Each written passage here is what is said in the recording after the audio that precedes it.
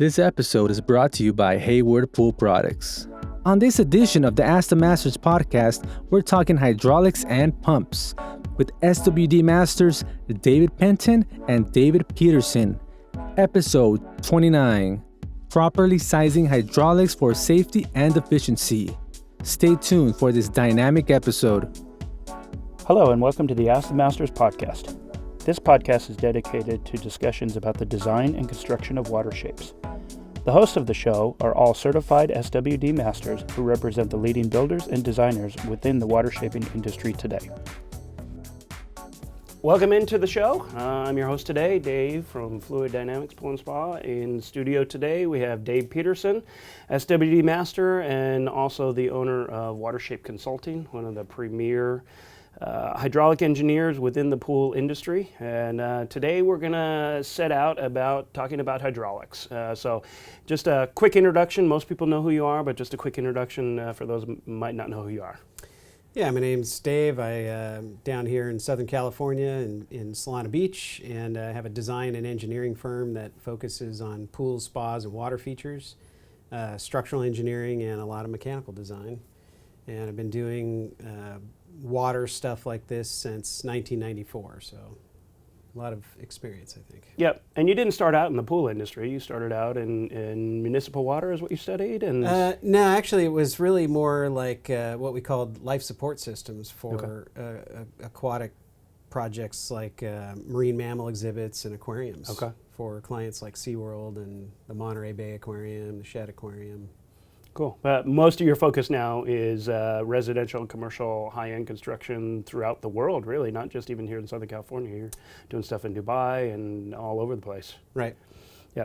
So today, really wanted to just have a conversation all around hydraulics as it relates to swimming pools, specifically residential construction, commercial construction, a lot of overlap there, but just really kind of get into some of the basics of it. A lot of this is included in our hydraulics classes that Genesis offers, and so wanted to just kind of wet the whistle for everybody, kind of get a little bit of the theory behind why the Genesis organization has some of the limits that we placed on our builders, and just really understand some of the design parameters, define some of the terms, feet per second, velocity, total dynamic head, and just kind of open everybody's world.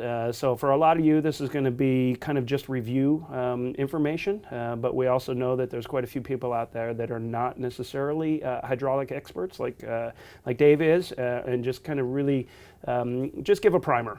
So let's start off with just kind of a general, what are some of the terms, TDH, velocity, some of those, and how they relate to swimming pool plumbing and the hydraulics in general.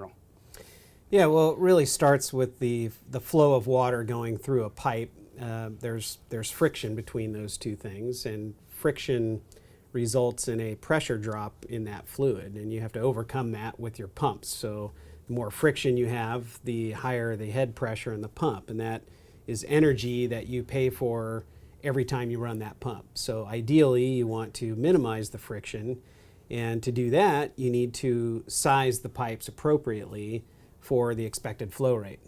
So if I was going to move 65 gallons per minute, just for example, then I know that based on my rule of thumb, I would want a 2.5 inch diameter suction, and I could get away with a 2 inch on the return side, but the suction side is a little more critical. So it kind of, knowing the flow rates kind of gives me a guideline for where to start sizing pipes, and then we can get into more advanced analysis to fine tune it. So for those that haven't taken the class, how do you even determine the flow rate needed for a pool? We're looking at a pool, and I know a lot of people just wing it and go, I think a 2 inch pipe will be here, but it's actually pretty darn simple. I know I do it on every one of the jobs that we bid.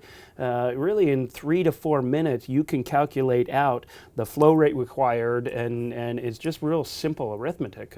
Can you walk us through those calculations a little bit? Yeah, it's really a simple thing. We call it turnover, and turnover is really a measure of time, and it's sort of a theoretical amount of time that it takes to turn over that entire volume of water through the filtration system. So if you had a 20,000 gallon pool and you wanted to turn it over in 6 hours, that might be somewhere around 65 GPM. I'm just making that up, but that may not be the exact number. But you would determine the volume of that vessel. You could take the surface area times the average depth, multiply it by 7.48 if your measurements were in feet, and you would have gallons. And then if you knew that you wanted a 6 hour turnover, you divide by 360 minutes and you'd get gallons per minute. And then you could go to the pump curves and start looking for pumps that had, that many gallons per minute at the expected TDH. Sure.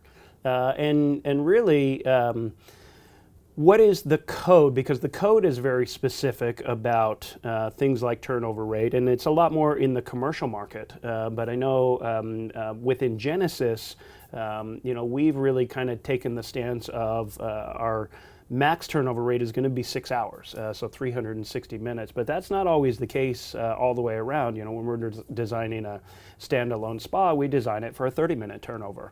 And YMCAs have different, so commercial has a little bit more. But why have we landed upon 6 hour turnover? Well, 6 hours was traditionally the turnover rate for a standard commercial swimming pool. Now, we do have different levels now. The Model Aquatic Health Code has defined a series of different target points depending on the expected occupancy of the pool and environmental conditions and things. And so 6 hours historically was our target actually for residential work as well. And really what that's doing is it's giving the whole system a sort of a proportionate size relative to the volume. It sort of sizes up all of the plumbing and everything so that you could, if you needed to, you could filter that whole thing in 6 hours. Now, that doesn't mean we always run it 6 hours. You may run it at that flow rate but need to run it more hours. You may be able to run it less hours. I don't run my own pool 6 hours, but it's a small pool and not a lot of dirt gets in it. And so I can run it at that flow rate, but for only like 4 hours a day, and the pool's fine.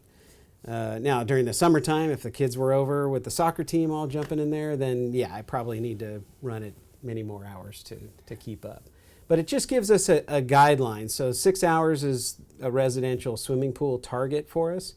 30 minutes is a good target for a residential spa. If it was a commercial project, 30 would probably be the high end. I actually start looking at 25 and even 20 minutes, sometimes even 15 if it was a heavily loaded at the gym, YMCA kind of spa where you're going to have a lot of people in there. You need something that keeps up with that. So we do have other rules. YMCA, for example, has their own natatorium guidelines that would demand at least a 4 hour turnover maximum. So for a swimming pool. So there's different rules that come into play. Yeah, so as we start with that, so as I'm working through my calculations to try and figure out, so I work through the very beginning, I figure out what my flow rate is, and so say I need 75 gallons per minute. Then how then do we design the plumbing to fit into that? And can you define kind of how that equates and defines what size the pipe is? And then the very last thing is figuring out what size pump. So talk a little bit about codes and our positions and everything on sizing of plumbing. Yeah. Well, the codes have changed over the years, and but I still actually go by some of the older codes, not real old codes, but there were some rules in place about the maximum speed on the suction side of a pump, especially as it pertains to suction outlets, and that limit was 6 feet per second. I still use that as our own code limit on the suction side. And if you look outside of the pool industry, you'll find language about a maximum velocity on the discharge side of the pump of 8 feet per second. So slower getting up to the pump, which is important because we need to reduce the friction to make sure that we're getting enough water to the pump so we're not starving it.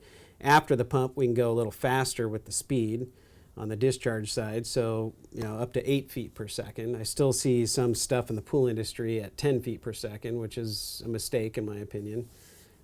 So we have those code limits, and we really don't want to exceed that. As I always say, that's the maximum legally defensible speed that you can go at. You can go to 6 feet on the suction side and 8 feet on the discharge side, and you'll stay out of trouble within a jury's purview of the project. That doesn't mean that's where we design for, though, because if you design for that speed, by the time you get your plumbing all set up and your pump selected and everything else, you might actually exceed it a little bit. And if you exceed it just a little bit, you have no legal defense for that. Right. If the code says 6 and you're at 6.01, you're at more than 6, and a jury may not understand that that's within a rounding error. They might just say, nope, you were above the speed limit. That injury or whatever it was is your fault. So we actually back off of those code limits, and we have what we call our design velocities. And it's actually worked out really well to simply take 1.5 feet per second off of the suction and discharge velocities and sort of use that as our design code. So instead of 6 feet on the suction side, we'd go 4.5 feet per second, maximum velocity. After the pump, on the discharge side, a maximum speed of 6.5 instead of 8. And those are great targets. I've done 1,000 pools that way. I've never had a hydraulic issue where we had high flow rates. In fact, we've even had situations where something was plumbed that way, and for other reasons they wanted to speed things up. Mm-hmm. For example, a pool where it was a perimeter edge made of granite, and there was a flow rate that we calculated out for that. It was a really wide submerged stone detail. And the owners felt like it was too wide of a section, and it was a stepping area, and it was too slippery. And they asked the builder, what could we do? Well, he drained the pool down a little bit, and they came out and flamed it. Oh, boy. Yeah. And once they put that sort of leather finish on everything, the undulations really required more water to keep it all wet. So when they started the pumps back up, same flow rate, nothing hydraulically had changed, except that as the water is reaching over that stone, it's filling in the valleys in that leather finish, and it's not able to wet the crowns in the stone. And so you ended up with a lot of dry spots everywhere. And of course, it was panic time. We just spent all this money flaming the stone, and now there's not enough flow. Well, fortunately, they could change out the pump and get more water to flow over and still not exceed the maximum speed limit because we had a little bit of a cushion there. Quick word from our partner, Hayward. Welcome to Ask the Masters podcast. I am Ryan Oakes with Clearwater Construction Group based out of North Carolina. I'm an SWD master, and I'm here today to speak with Scott Petty with Hayward Pool Products. Scott, welcome. Welcome to Ask the Masters. Can you tell us a little bit about what you do at Hayward? Yes, thanks for having me. So again, my name's Scott Petty, product manager for pumps with Hayward Pool Products, based also in North Carolina. And as product manager, really just I like to describe as kind of the conduit for all things pump. So I'll work with our sales team and customers, and then our engineering and operations team just to make sure we have the right product going forward to address the needs of at least what's within the pool industry, a fairly rapid changing product category with the growth of variable speed pumps and new energy efficiency regulations. Cool. Speaking of pumps, so pumps are your specialty then, I presume, right? That's my primary category. That's it. That's your category. Cool. Yes. Well, let's start with that, man. Okay. We noticed the new the TriStar 950s seem to have gotten a lot quieter. Can you tell me about that? Is that due to changing magnets or? Yeah, so we have I'll call it a portfolio of variable speed pumps, and the TriStar VS 950 is really the flagship, the largest, and we have updated what we call the motor drive, what makes it a variable speed pump, and one of the benefits of that is it is notably quieter than its predecessor, and the variable speed pumps are quiet at low speed, but you still have to run them at high speed. So we were able to deliver even improved benefits even at the higher speed. Well, it's certainly notable, and we appreciate that. People can, with pumps, we talk about energy efficiency and all the technical details, but in the day, if you can hear a pump, that's generally not a good thing. So anything we can do to improve that is usually well received. Well, that's the goal, right? I mean, we're building environments that are supposed to be tranquil and pleasant, and the last thing we want to hear is a pump running. So it's great. We feel like sound is an important part of the component of the space, the design space. It's not just a body of water to swim in. It is supposed to be peaceful. So it's nice to have the equipment set getting quieter, at least when it's nearby, right? Well, one of the things we've noticed, so you've got the new HCP line out, which Yes. I think is great. We're using it on, for example, even in a residential environment. I know that's listed as a commercial product within your product line, but for a spa, that's perfect. We're using, typically a spa suction side's 4 inches and returns 3 inches, and doing proper hydraulics on a spa is really important. And so it's nice to be able to come to a pump that has a 3-inch inlet instead of a 2 or 2.5 even, and it's one less restriction coming into the system. Did you guys think about that going into that, or is it just for the higher GPM you decided, hey, we're going to bump up inlet sizes and create a variable speed that gives us that? Can you expand on that, how you guys brought that product line out? Absolutely. So, our bread and butter and focus has been in the residential market. But as we've expanded in the commercial market, we recognize there's really, for lack of a better term, just an in-between, larger residential or smaller commercial. And then just the reality that in many cases, those are just terminology. The pools themselves can be fairly similar. But at the end of the day, if you need more flow for commercial or for a spa, having larger inlets, outlets, just more horsepower and flow is often required. So that's where our HCP 3000 really kind of fits that in between, when you need a little bit more than, say, a typical residential pump might offer. Well, as you may well know, we get into, we're crossing lines, I think, between residential and commercial with some of the high-end pools that are being built in this country. We're seeing pools that are, for all intents and purposes, they're commercial pools in a residential environment, if you Exactly. will. And Exactly. so we're having the need for more water demand, but more control, the control that a residential system has. So we would certainly love to see that go toward a fully automated system. We certainly appreciate being able to control water chemistry, and that's been, being able to monitor for clients has been a big plus for us, to help walk clients through problem solving and looking in with the HL Chem monitoring system. That's great. Yeah, exactly. So our clients find it very helpful. As the pump side, which again I'm biased toward, but variable speed pumps and the growth there. But from a goes along with that are the growth of controls, like you mentioned. I mean, at the end of the day, we all like to control things or a phone or whatnot, or then as a professional, like you said, being able to monitor pools. So having that connectivity is only going to continue to grow going forward. You guys have taken some really big steps forward. Is there a big push there at Hayward Corporate to move the tech side of things forward? Can you talk about that a little bit?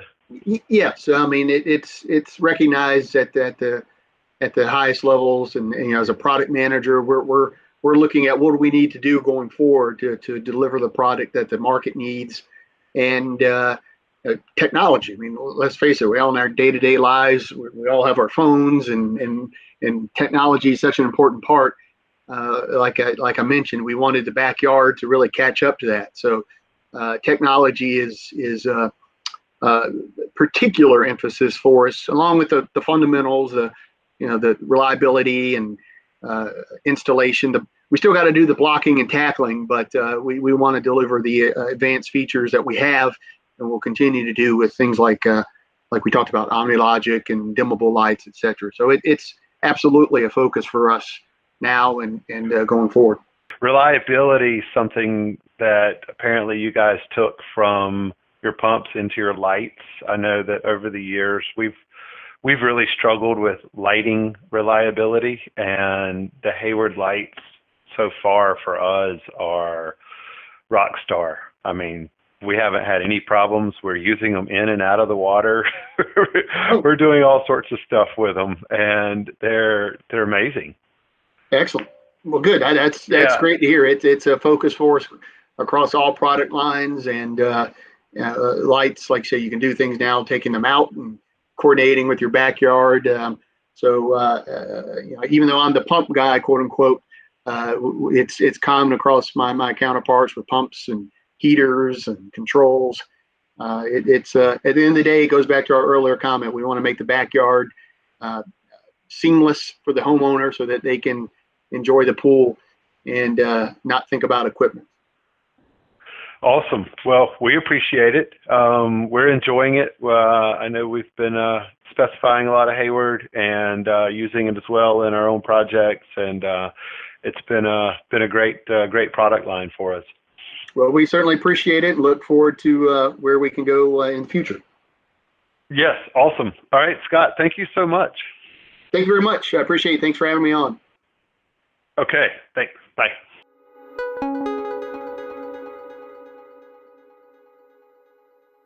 Let's talk about VGB a little bit. And for those not familiar with that, that's the Virginia Graham-Baker Act, which really talks about suction entrapment. And the reality is that as an industry, we didn't do a very good job promoting hydraulics properly. And so many pools, even to this day, I think it's gotten a lot better, but even to this day, there's so many pools that are designed with very poor hydraulics that they become dangerous. Suction velocities at 10 and 11 and 12, we've seen those on expert witness jobs where the suction velocities are so high and they become potentially deadly. And so that's how the Virginia Graham-Baker law came into effect, is that somebody actually died on a pool that was not calculated out properly. So fill in some of the blanks there that I'm not explaining well, and why it's very important to pay attention to all of this. Yeah, well, it really starts with the interface between the swimming vessel and the plumbing. There's got to be something there to prevent, a limb or your hair or a finger or jewelry. There's things that can get pulled in, and if it holds your head underwater because your hair got tangled up, then you're going to drown, and that's one of the deadly parts of it. Even if it's not that, it could be evisceration or some other hazard. Which is how VGB came about. That story that kind of brought it about is really a pretty heartbreaking story. Right. Yeah, and so we have these covers, and sometimes it's a custom cover, but 99% of them are store-bought, injection molded plastic fittings that are screwed to the surface of the vessel on a ring or something like that. So you've got the plumbing below it in some kind of a sump, and the water is basically getting pulled in through a grill or a slot or something that's keeping those limbs from getting into the plumbing system. And we have to keep those velocities low. Hair entrapment is a great example of, if you got a lot of turbulence going on underneath the grill and your hair sort of flows in and the turbulence knots up the hair, then you can't get your head off. But if everything was just very calm under there, if your hair got pulled in and you start lifting your head, your hair should just naturally flow right out. So there's tests for this. They literally take the covers in a test pool, and they take a fictitious, false head of hair, hold it on the drain cover, and we have these tests, and a vacuum hold down force. That you can't hold somebody down with more than 15 pounds of force, which really originates from the door hardware industry, where a child exiting a burning building needs to be able to hit a panic bar and exit that door with no more than 15 pounds of force. So if that's sort of a logical maximum force, it makes sense that pushing yourself off the floor with no more than 15 pounds of force would be a wise target as well. So now you're looking at the interface between the velocity of the pipe and the flow of water into that suction outlet, and the relationship of that to the speed of the water as it's going into the grill. And you're just trying to keep everything within the tested parameters of the covers. And it's not just the covers. You could have a great cover rated for 200 GPM, but if you've got a pipe that's running at too high a velocity and it's right underneath the cover over in one corner, you're going to have a higher velocity at that one point. So you could still defeat the intended safety purpose of that cover by doing the plumbing wrong. And if there was only one suction outlet as opposed to two, where each one can handle 100% of the flow, if you only had one cover, it's not going to really matter how much flow the cover can handle. If you lay on it and that pump is pulling with all of its might, you're not going to get off there very easily. So it's the mechanical design of the system, where you've got a T splitting to 2, 3, 4 suction outlets, is very important. Yeah, and the other thing too, this relates back to pipe sizing very much. This is one of my personal pet peeves. I really feel like the industry still, even since VGB has been implemented, I feel like the industry really drops the ball on this a lot. And, and you can't really place the onus on building inspectors because, oftentimes when they come out, or health inspectors, they can't see. All they see is a cover in place that is a certified cover, and so they can't actually see underneath there. They don't know whether the pipe spacing is wrong. So, I think so many people don't even really understand that it's not just the cover. You have to have the proper depth of the sump. But even at that, if you have, a pipe that is way too small, say you're pulling 12 feet per second through a 2-inch line sitting under a VGB rated cover, but it's only sitting a ½ inch below, you touched on it a little bit, that's still a very dangerous situation, even though at the surface it looks like a safe situation. So, right. Designing the hydraulics is as critical an element as making sure that you have the right hardware in the pool. Yep. And one thing I'm happy to see is actually cities are starting to look at this. Yeah. They used to never pay attention to the hydraulics. In fact, a lot of cities, you would just need a standard structural plan, a site plan stapled together, and you would take that in and get your permit. And now, cities are asking for electrical information, at least some kind of plumbing schematic or specifications for the covers and the pumps, and even the piping because of energy codes and safety issues. So they're requiring a minimal amount of information, so at least they can make a determination as to whether it would be safe or not. Yeah, I think one of the things that's really complicated things in the last decade is the advent of VFD pumps and variable speed and all of that. Let's chat a little bit about when Pentair came out with their first one. I only mention them because they're kind of the innovator of this whole technology. When they came out with the first pump for a residential marketplace, it was a dedicated 3 horsepower pump. Much larger than most swimming pools need. And so I think that somewhat complicates the entire hydraulic calculations, because you may have a 4,000 gallon pool and you want to put on pick a manufacturer's full rate pump.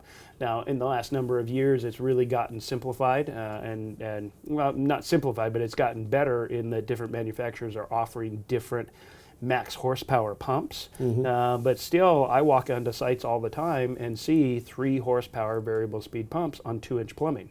The 2-inch plumbing may be appropriate for that pool, but you have the potential for danger there, because that pump can be, no matter what you set it up as a builder, somebody can come in and ramp that speed up and create a potentially harmful situation.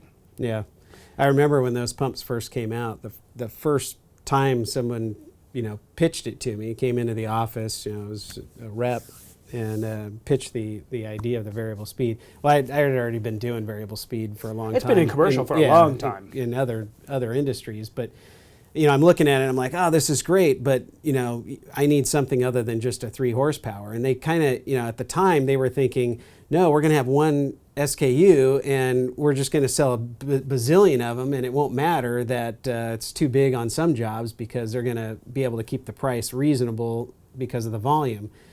Well, the problem is that you have to start thinking about the plumbing. To make the pipes safe, you have to size the pipes appropriately for the max speed of the pump, because somebody could goof up the plumbing on the pump. Mm-hmm. I mean, my own son goes in and changes the speed. If the filter's like really dirty and he's trying to heat the spa up or something, he's like, Dad, you didn't clean the filter this month. And all of a sudden I'm like, well, just speed the pump up. Well, what if he does something silly and goes all the way up and we didn't intend that? Well, the plumbing needs to be sized for the maximum speed that could happen. What if the service guy took the cartridge out and didn't put one back in? Maybe there was a hole torn in it. He decided, well, I'm just going to put the lid on. I'll come back tomorrow with a new cartridge. And we didn't know about that. All of a sudden, the pump is running at max speed. There's no filter at all. So we just dropped the head pressure by 20 feet or something. And all of a sudden, we're flowing a lot more gallons per minute than we had intended. Now you may have a dangerous situation at the suction outlets that you didn't have when the cartridge was in there, even with a hole in the cartridge. So, and so the goal is that if you have a split pair of suction outlets, the plumbing that connects from those outlets to the T, including the T itself, should be sized for the maximum flow rate of the pump. So if I was using my 4.5 foot per second rule and I was trying to move 120 GPM, that needs a 4-inch pipe. I need at least 4-inch going over to that point. Now, once I get to that point, if I didn't need 4-inch going all the way back, I could bush down to 3-inch or whatever and go all the way back. But at least up to that point, because that's the point where it's the point of danger. Yeah, if you're laying down on one of them and you have that potential hold down force, that hold down force is really a factor of how much head loss there is going to the other outlet and what the open area is of it. So if I have very little head loss because the pipe is sized for 4.5 foot per second design flow rate, then my hold down force is negligible and I'll be able to push off with less than 15 pounds per foot easily. If that plumbing is very small and I have a high head loss on that one side, now all of a sudden there is really vacuum pressure holding you down and you may not get off even if there is split suction outlets. Mm-hmm. So it's very important to have that plumbing coordinated with the maximum size of the pipe, at least to the T. After that, it's not as important. Yeah, and we're not talking that much. You're talking 5 total feet of pipe and, 290s in a T. Right. So at the end of the day, we started doing that, probably 10 years ago, just after the Penton pump came out on the market. We've started building all of our pools like that, and it's just, I remember one time, one of the first times we had implemented that, I actually needed to drain a spa to do a little bit of polishing, and I took the suction cover off because I needed to get all of the water down.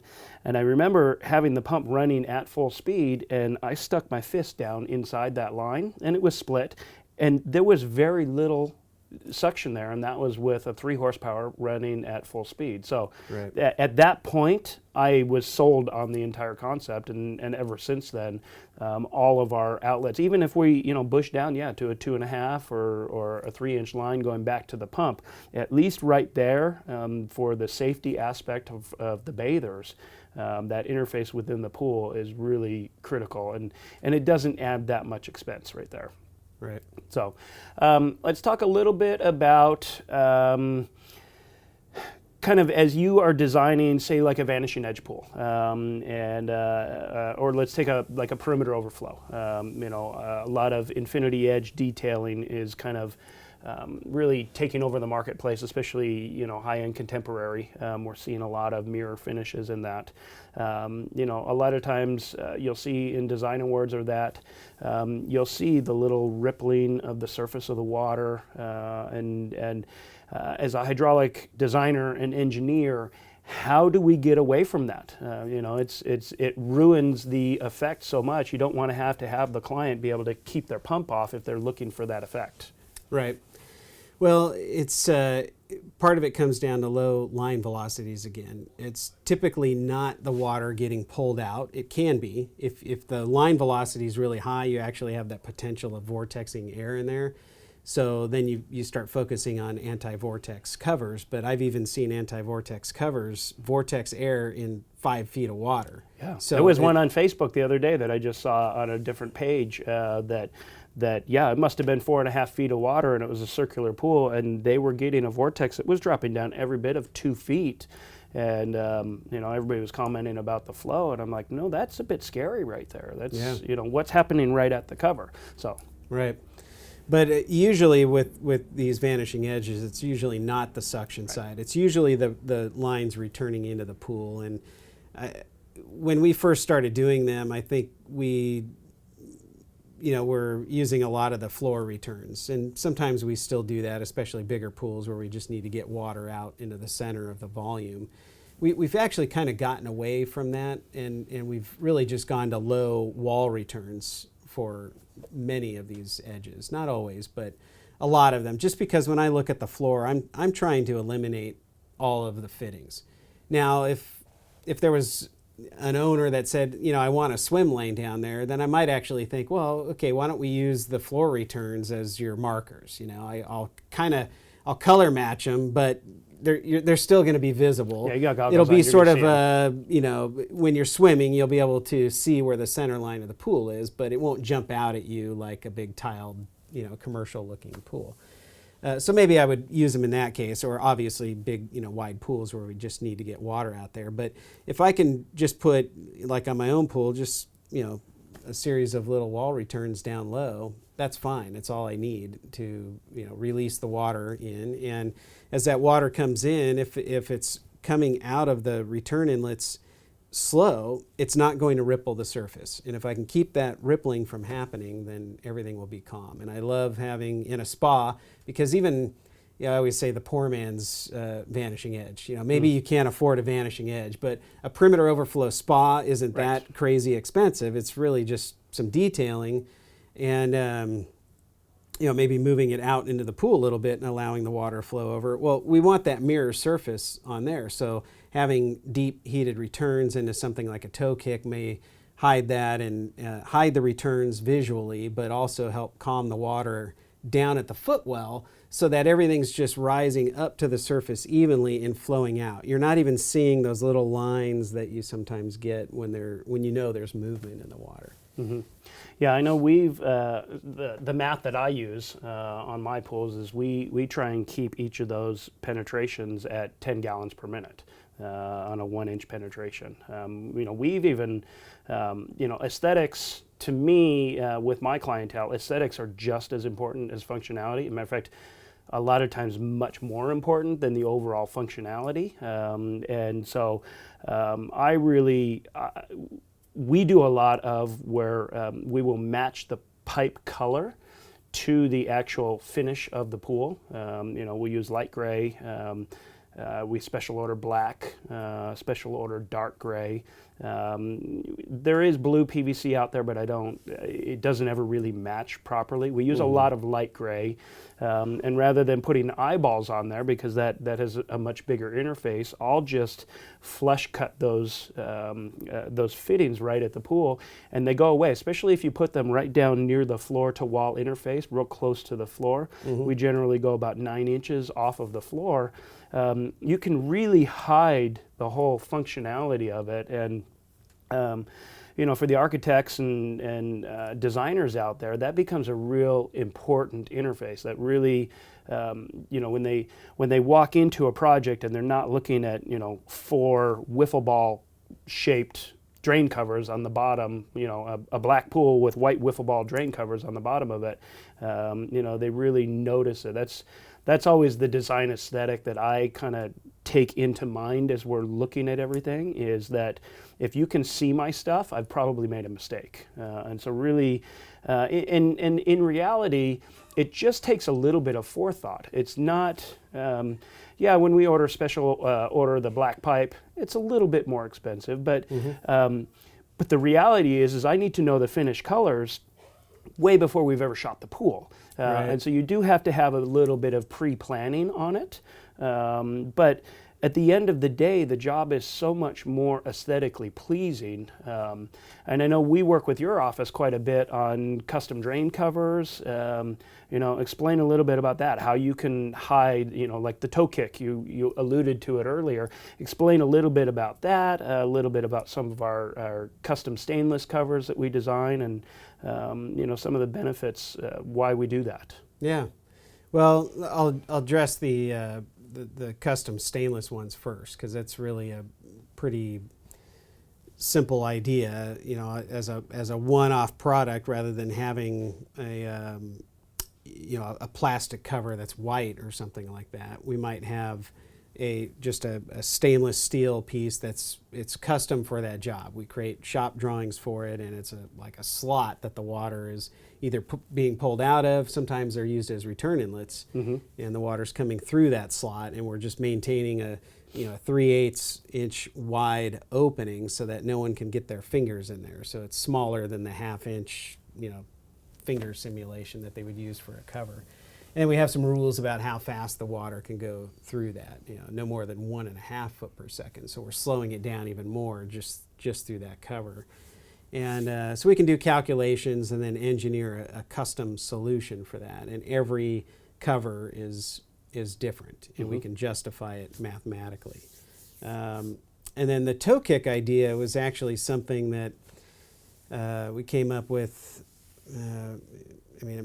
It's probably been 9 years now. It was a long time ago, and the first ones we did, I built a couple myself before I even promoted the idea in someone else's drawings, because I wanted to make sure that I wasn't doing something really stupid. I thought if I'm going to make a mistake, I could fix it myself, and no one will know about my stupidity, So, explain what it is, because we know what it is, but right. Really explain to maybe an architect out there that's never even heard the term. So what is it? So the idea was, it was a way to hide fittings inside of a spa, was really where it started. In fact, the first project was in Escondido, a big house up in the hill, and the owner, the spa is actually in his front yard. Sounds a little interesting. He eventually wanted to do a big pool and spa in the backyard, but he had these fantastic boulders, just huge rocks. They're 10 feet tall, and there was this area, you couldn't move these. They were natural, they were there forever, but there was this outcropping, and he had a way from his master bedroom to have access to this area in such a way that as you're sitting in the spa, you actually had a couple of little view vistas, but for the most part, you had privacy, and there was no one around that could really see it, but he wanted to do just a spa there. And I thought, well, the first thing is, why don't I do a perimeter overflow and wrap it all in tile, and I'll have it overflow into just a little pond. So the pond will actually reach out to these rocks, and it'll look like kind of a piece of art sitting in this natural pond. And we actually fed water into the pond down one of the rocks as a kind of a little spillway thing. So that part was fun, but I had also was in my mind, I wanted to test this idea of this toe kick. And so the idea is that down at the footwell in the spa, rather than seeing a bunch of big white covers, which I can't stand because they're ugly and they stick up from the ground, so I'm always kicking them, and they're just uncomfortable. Yeah, and when you got the bubbles on, you can't see what's going on, and you're glass of wine. You had a beer. We should probably have a sip of our beer, by the way. and you're just stumbling around these spas, So I thought, well, what if I took a channel drain and I put that on the face of the wall, and I got it off the floor, and I just put the channel drain there. So that was sort of my first concept. I'd like to kind of get everything off the floor and kind of hide it a little bit better. And maybe if it's color matched and it's tucked down below, it'll be a little bit hidden. So I'm making drawings, and as I'm making that first iteration in section view, I thought, this would be even better if I pushed it back a little bit. And really that idea came out of my kitchen, because I'm standing in the kitchen realizing that all of the cabinets in your kitchen too have that toe kick. And it makes sense because our toes are sticking out further than our legs. So if you want to stand right up to the counter as you're cutting an apple, you need a place for your toes to go. Mm-hmm. So architects figured this out a long time ago with kitchen cabinetry and bathroom cabinetry. And I thought, well, it's the same idea. It's the kitchen cabinet toe kick. I'm just going to recess rather than having that spa bench drop straight down, I'm going to recess that back a little bit. Just the bottom 6 inches. Yeah, bottom 6 inches, and I'll go back 6 inches in depth, and just conceptually I'll see where that ends up, and I'll set the drains. And we thought, channel drains. That was another thing, is we didn't have channel drains 10 years ago, right? So the advent of the channel drains really made this really possible. First, they handle a lot of flow. So, and they've got 3 ports, which I love, because I can connect. I still use 2 drains, and I put them on opposite sides of the spa. This first one happened to be a square, by the way, so it made it easy. But 2 drains, I come out of the center port, tee those together, and that goes back to the filtration system. Okay. That's the heated returns, basically. Then I take the 2 outside ports, tee those together on each side. So I really got 4 ports coming together, and those are all teeing together to a 4-inch line going back to the jet pump. And that's running at about 120, 125 GPM. The filtration system's running at like 40 GPM or something like that. Enough to run the heater. And the covers handle like 200, so I'm not even close to that. And plus, you have a split 2 drain system. And there's 2, right? So, it's inherently safe. And because the toe kick went all the way around, there was no way to seal off on that. Now, if I just took the toe kick or just took the drain and just recessed that back, maybe I didn't like the look of the cover. If I just recessed the cover back, that wouldn't solve the problem. That actually creates a new problem, which is that now you've just created a sump within a sump, and that outer ring is really like an uncovered sump. That's actually very dangerous. You don't want to do that. But the toe kick, because it extends out beyond and actually goes all the way around, I don't even think there is a shape of anybody's body that could fit in there and seal that off. It's inherently safe from a body entrapment standpoint. And of course, the velocities are low, so hair entrapment, finger entrapment, limb, jewelry, anything else. It just can't have a problem. Yeah. And so after that first one, then we started getting a little trickier with it. The other thing is I said, well, why don't we bring the heated returns in? If I got the 2 covers on opposite sides, I'll bring the heated returns over there. So now I just took a big chunk of the plumbing, and it all just visually vanished, right? The only thing left was just the jets up above the bench. And then we started doing strip lighting in some of them. And so we built a couple before we took it out. And then we started introducing that into some drawings. And as I would meet with certain architects, and some of them were a little more stringent on their requirements about visual stuff. And I love that, especially when I've got solutions for them. Exactly. So I'm meeting with an architect, and they're saying, I really hate seeing all those covers. I'm like, oh, I'm glad to hear that, because I got a solution for you. How about this? And from there, it kind of took off, because guys like you were adopting that into drawings and plans and construction. And they're not easy to build, but they're not impossible either. And it's a really cool look. So now I'm starting to see the detail, hitting other places. And in the grand scheme of things, we charge a couple $1,000s for it, because it's a pain. The steel guys hate it. The shotcrete guys hate it. The plumbers have to be really, it's really difficult to implement. And, I don't think we make any money on it based on the additional expense.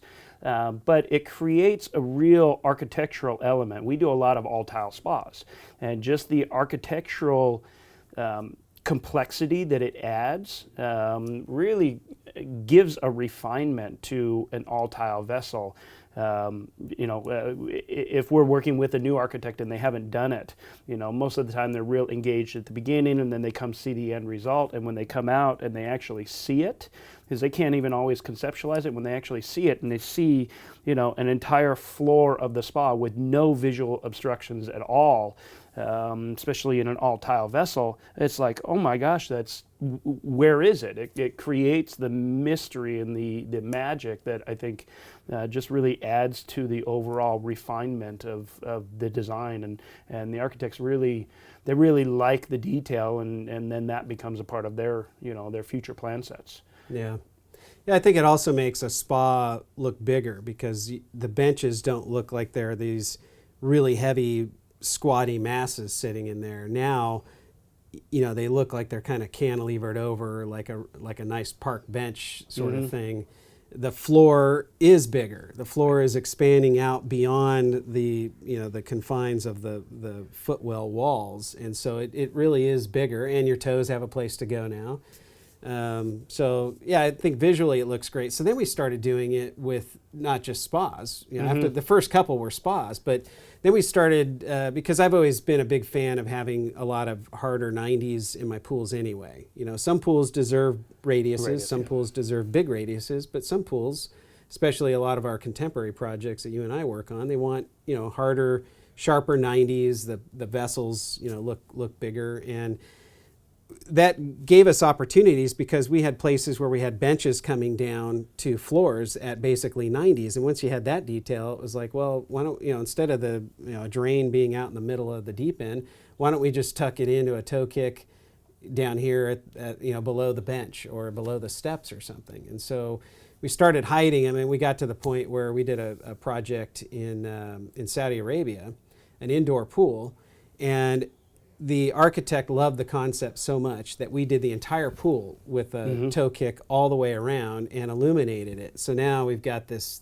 idea that there's just this glow of light reaching out across the floor as the floor goes from level, down the transition down to the deep end, and that light bar just sort of glows out, and there's no source of lights in the pool at all, and really all you need to do is highlight the floor, and the pool is safe. You can see everything in there. The light starts bouncing around, and it's a really cool effect. So touched a little bit about Vanishing Edge. Let's talk a little bit about acoustics and utilizing water. That really comes into play, I guess, in traditional pools if you have deck jets and laminars and things like that. But where I see it coming in a lot more is, we're looking at a job that's up against a heavily used roadway, and in the morning, in the evening, when traffic comes, it's very loud, and so it's a traditional pool now. It's only a couple years old, but the client doesn't like the sound, and so we're looking to modify it. We're going to raise the pool up, make it a perimeter overflow, so that we can get some sort of a audible tone out of the water to help drown out some of the traffic. But that starts to get a little bit tricky too, because you got to worry about water splashing out and all of that. So what have you learned over the years as you've kind of, designed multiple of these? What are some of the things to look for? What are the things to stay away from? And what are some of the limitations? Yeah, well, I've definitely seen both extremes, where we needed things to be absolutely silent and things where we were trying to generate noise. In fact, I remember one project up in Beverly Hills where they had a feature in the driveway, like a circular driveway, and the owner actually wanted noise. So part of that architecture actually included this, basically an acoustic chamber that water fell into to create more noise. And it was a stainless steel box, and the intent was that the sound actually was generated to kind of bounce out. We weren't really trying to mask anything there. It's just that every other water feature on the property, and there was like 6 other ones, they were all quiet. And he wanted something that he could actually go out and hear. And this was more of an open space. Everything else was more like courtyards. And you got to be really careful because noise can get amplified in certain areas. And as things start reflecting off of different areas, it's amazing the little tricks that your ears can start slot gutters. Yeah. So usually we're trying to keep things quiet, and to do that, again, speed kills. If you can slow things down, that helps a lot. And then air. Most people think that the noise is really caused by the water. It is many times, but air is also your enemy, and it's your biggest enemy on something like a slot edge, because you've got water falling into a gutter. I actually like the sound of the water in a gutter. It's that kind of light babbling brook, and it's beautiful to me. But as that water starts falling down into pipes, if you could carry it out horizontally, through a horizontal outlet, and you keep everything sort of vented, the top half of the pipe full of air, you're not likely going to have any real noise issues. But if you have to drop out vertically, which for architectural reasons Sometimes you may have to do that, now you got a problem, because water is got this nice pleasant sound going down the gutter, and then as it falls, it's grabbing air, pushing it down. That air's got to burp back up. You get sucking sounds. Those sounds carry through the pipes, and the sound may be at one end of the 50-foot long pool, but you hear it over here. And things happening in the tank, and the sound is reverberating all the way back through the pipes and coming up in the gutter, and it's a real mess sometimes. And at that point, by the time there's a problem, it's big. The pool's full of water. It's got the finishes tile. are all done. The finishes are done. The landscape's done. Everybody's done. And for you to go in and try to fix something is a very costly thing. And so the solutions become very difficult at that point. So we do spend a lot of time thinking about the acoustic issues early on in the design, and how are we going to address that? Are we adding snorkels? Are we, can we come out horizontally? Well, we could do that on this part of the pool, but this part of the pool's got a different wall detail, and the elevation drops off. I can't come out horizontal, and I got a 5-foot drop with this pipe. I got to put a trap in there. I got to vent the trap. I mean, a lot of different things can go on there, and so we've got solutions, and every project I think has a unique solution to it. Yeah, and that's, we're playing around a lot with opening up our slot overflow gutters when it's appropriate. And we do a lot of plumbing for Grant Smith from Aqualink. We do his mechanical systems as well. And even in our slot channels, we're starting to play around with trap details. And yes, it's still a gravity line, but if we can keep it flooded, like you've got a P-trap detail under your sink, in your kitchen sink, that'll allow us, depending on where we set that trap detail, if we raise it up just a little bit, we can keep 1 inch, half an inch even of water in the bottom of that gutter, and we've solved all of the line drop, the noise. The first perimeter overflow spa I did, it makes a ton of noise because we had vertical drops. We didn't have any plumbing, but just the way it was configured, lent itself to a lot of noise. And even now, even with this trap detail, we will still go in and detail out that gutter. I can't tell you how many gutters I've seen, remodels or whatever, that the gutter is it's rough, it's not smooth. We go in and we float that perfectly smooth. We're not necessarily always putting tile on there or anything like that, but you got to get that water moving smoothly. And so, again, none of it is very difficult. Yeah, it adds a little bit of expense, but you just have to be pre-thinking through some of these things. Requires some planning. Yeah, exactly. Yeah, and even like on the trap detail, because you have to vent the trap, otherwise the siphon just breaks it, right? And so then the question is, well, where do you vent that? And is there noise there? If you got a 1-inch vent line coming off the top of your trap, and the only place to bring it is right back into the gutter where you were trying to eliminate the noise, you're then echoing it right there. You may have a different noise issue. Now, smaller pipe is probably going to have smaller noise than the 3 or 4 inch outlet that you have, but we do have little noise filters that we can put on there, basically little threaded things you can screw in there. And if you could plan ahead of time, you could create a place to put that so that the sound isn't even coming out of there, although the air can come in. So again, it's just planning and details. Yeah, and along that note, oftentimes you've got to put the airline for the spa jet somewhere, and that makes noise. And so we've done that a little bit. Get your airlines terminated out to wherever your spa jets or into a planner. They're not nearly as loud as your pickup for your spa air jets, but so yeah, just getting creative with that. So one of the things that we're dealing on with a project right now is the architect created, they wanted a very chiseled face stone on a 12-foot tall infinity edge for a pool. And we talked about it quite a bit early in the design phase, that they were going to get water projecting off of it, and sure enough, we have only a 12-inch wide gutter, but the water is it's not flowing off into the planter, but there's definitely enough constant moisture out there. And they've gotten to the point the client has the wherewithal to redesign it, and the basin is being redesigned to be wider, and they're going to hide it with some of the stone detail and everything. It's going to work, but just starting to think about those kind of elements. At some point, that's an 11-foot tall wall, 12 feet tall. We canted the wall to try and keep some of the water on there. But there are definitely some things that you really want to bring either a hydraulic expert in or somebody that is familiar with all of this to,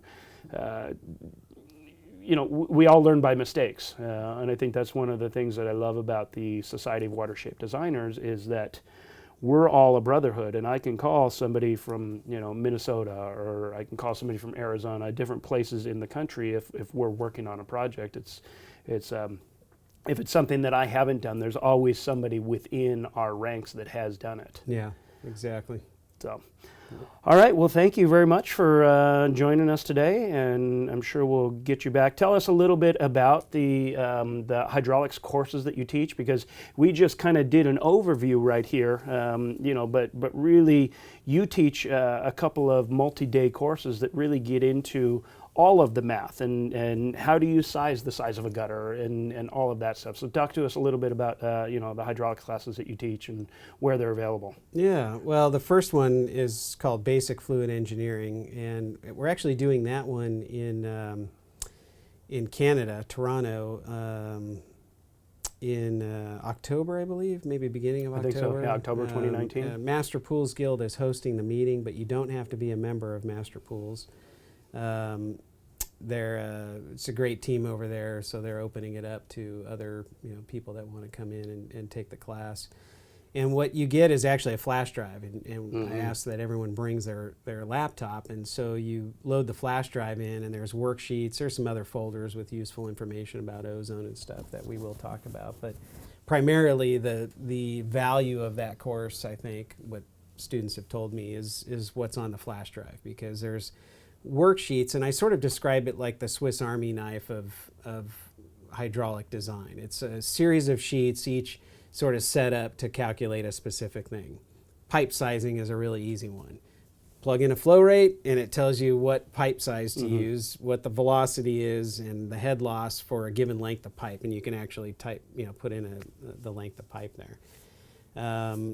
There's just some of the sheets are just aren't things that you actually plug numbers into. It's just data, on pipes, and how much can you bend the pipe, and how much does it weigh, and how much does it weigh with water in it, and if it weighs that much, what's the spacing of the supports? If I'm going to hang trapezes from my ceiling, and I've got 2-inch lines and 4-inch lines, what spacing will accommodate both of those? So a lot of different things that you can just pull out of just sheets that I've built over the years for my own company.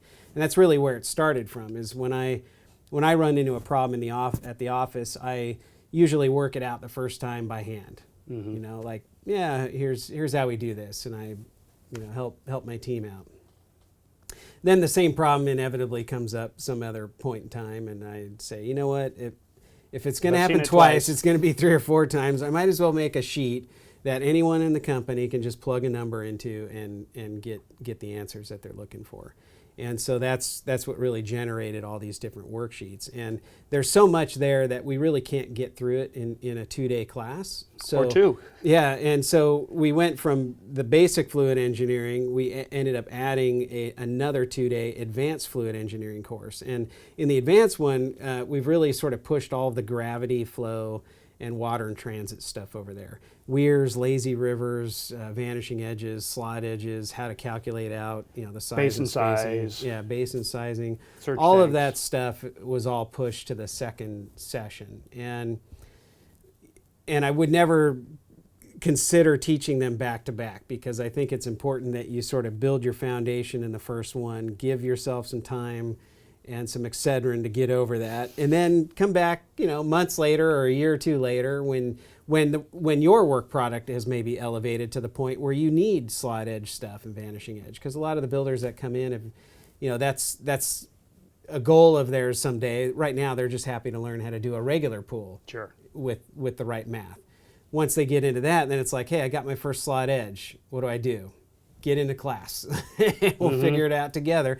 And so in the class, we give you these fake projects, and you actually fill in the blanks. You have a full sheet of paper like I do in the office, a schematic diagram, a plan view, and we actually calculate out total dynamic head. And so you're noting your drawing, and you're doing the math in the worksheet and going back to your drawing, and you do the math yourself. So hopefully when you get back to the office, you still got your flash drive, you've actually done it at least once in the classroom, and you know how to use all those tools. And so I get builders all the time I bump into at these shows, and they go, I'm still using your worksheet from 6 years ago, it's great, and so I'm happy to hear that people are still finding value in it. I mean, I would say when I'm designing and even bidding jobs, there's rarely a day that I don't at least open it and look at, okay, what size pipe do I need here? And I'm a simpleton. I can't keep numbers in my head, so I'm always opening it up and going, okay, I know I need 86 gallons per minute to run this feature.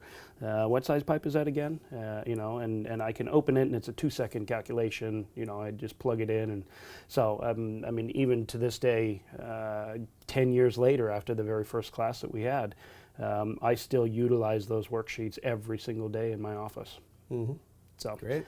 All right. Well, thank you very much, and we look forward to taking your class. All right. Thanks, Thanks, Dave. Thanks for listening to the Ask the Masters podcast, and don't forget to check out our Facebook page each week on Tuesdays for new episodes of the show. I also want to encourage you to stop by the Ask the Masters Facebook page and invite other like-minded individuals to join us there as well. Feel free to jump into the conversations and even post your own questions. We want to create a community which fosters learning and discovery for the betterment of us all.